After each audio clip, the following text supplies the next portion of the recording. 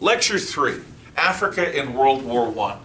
Remember that the invention of quinine helps the Europeans penetrate deep into Africa's hinterland, allowing Europeans to survive the stings of malarial mosquitoes that give them the sleep that otherwise had given them the sleeping sickness, and did make Africa beyond the coastal regions impassable to most Europeans.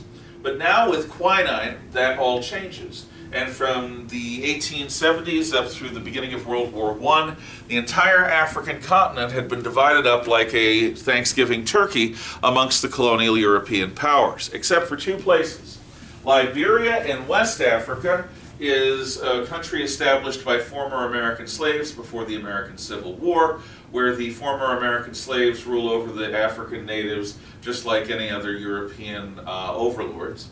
And Ethiopia, an inland country with no known resources, ruled by black Christians in a church, the Coptic Church, that's older than either many aspects of Catholicism or Eastern Orthodoxy. So both of those countries are independent, but everything else has been taken, including by the Germans. So the Germans get a hold of Togoland, again adjacent to the British Gold Coast, what's now Ghana. German Cameroon, basically surrounded by French West Africa. German Southwest Africa, what's now Namibia. And German East Africa, what's now Tanzania. The British desire to conquer these colonies as quickly as possible. And this is where their generosity at the end of the 1899 to 1902 Anglo-Boer War is going to pay dividends.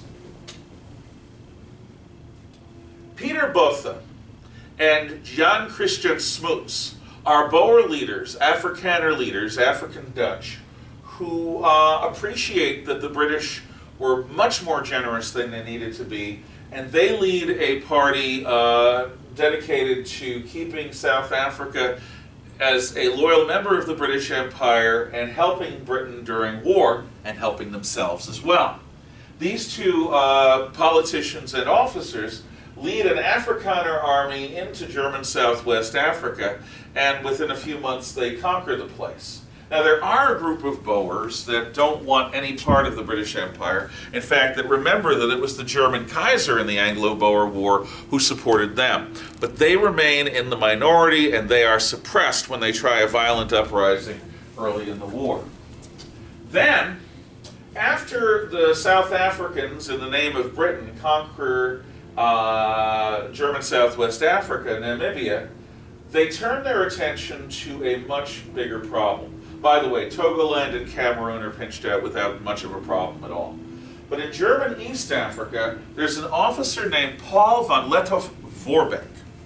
He is the commander of the garrison, and he commands a few Germans, but also a group of Askaris, black Africans trained by the Germans to be colonial troops and trained in various types of hit-and-run warfare. Von Lettow doesn't just plan to hold and defend East Africa. This guy hits the British in Kenya, he hits the British in Rhodesia and Malawi, what was then called Nyasaland. He bobs and weaves into and out of Portuguese Mozambique. He evades British armies 5 times his size. In other words, von Lettow-Voorbeck is doing his job. Every soldier that he is able to keep tied down in East Africa chasing him is a soldier that the British or French cannot use on the Western Front. So Lettow, this fascinating fellow, is able to keep this fight going until 3 weeks after the armistice on November 11th, 1918. It isn't until the end of that month that Lettow hears the news that the Kaiser has abdicated and that Germany has declared an armistice, at which point he lays down arms. But he lays down arms after the rest of the German Empire. The British can't catch him.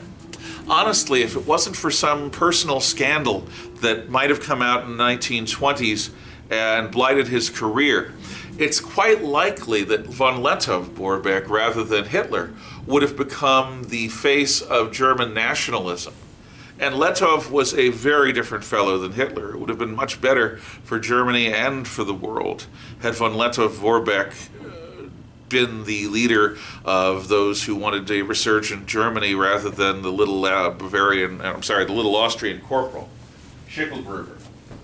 So, Africa becomes part of the Greater British Empire. German Southwest Africa becomes the colony of a colony, becomes the colony of British South Africa.